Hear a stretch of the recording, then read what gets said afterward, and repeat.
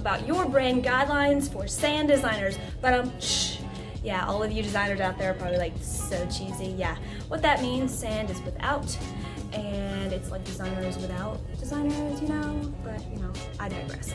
So today is about brand guidelines for sand designers, and this is a step-by-step process to make sure that you're gathering all of your elements for all of your brand outlines and being successful in all of your entrepreneur endeavors, journeys. But the first one is colors.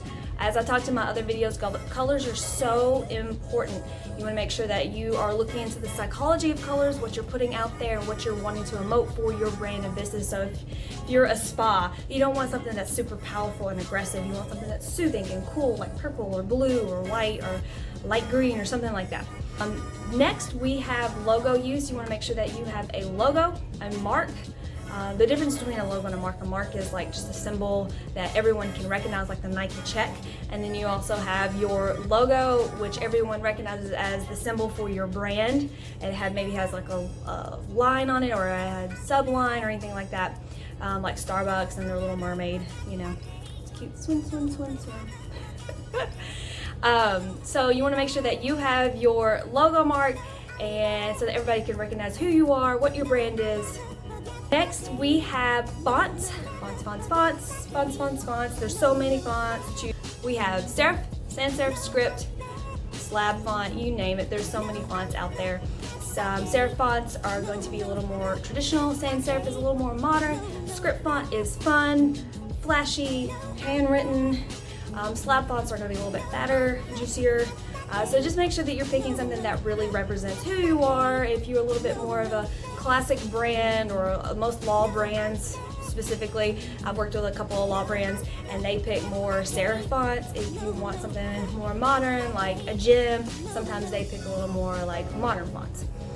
You want to make sure that you have hierarchy through all of your brand, whether that is on your website, your print materials, whatever, your merch, even if you have something on your t-shirt, some kind of hierarchy. What that means is you have your headline, your sub-headline, and your body text, so that you have some kind of flow from top to bottom, left to right, so that your reader is not having too much competing information fighting for their attention. So you have big, second, third. Okay, photography. Photography is so important. You want to make sure that you're having high quality photography. You don't want to really get stock photography. You want to get more lifestyle. Ha ha ha ha ha. I'm laughing into the distance. A lot of like Instagrammers, yeah, I'm guilty. Ha ha ha ha. That's the kind of photography you want instead of stock photography. Excuse me. And make sure that it's consistent. The lighting, check the lighting. Make sure that you don't have like one super bright morning light one and then a sunset hazy yellow red picture. Just make sure that you're consistent. Lay them all out so that you can kind of see, oh, do these kind of go together? Are there too many people? Do I have like 5 pictures with 4 people in each one of them? You want to mix it up. Maybe you have 1, maybe a 4, maybe a 3, maybe a 2. I can't count, you know. Photography is consistent and high quality. Look for something called 300 DPI, so that make sure that your pixels are super high res. So high res is important. We don't like low res photography. Next, we have your iconography work. Iconography work are all your little icons that you have throughout your site to help represent elements. Say like you have a book writing, you have a pencil. Or you have an appointment book for your calendar.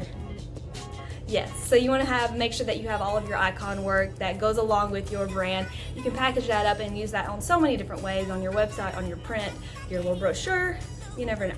All good uses. Next, we have interactive elements, which is a range of motion graphics that are not video, but they're kind of in between the static imagery and the video. And all of that is like your little GIFs, your little anything that's interactive and it's kind of like on a loop.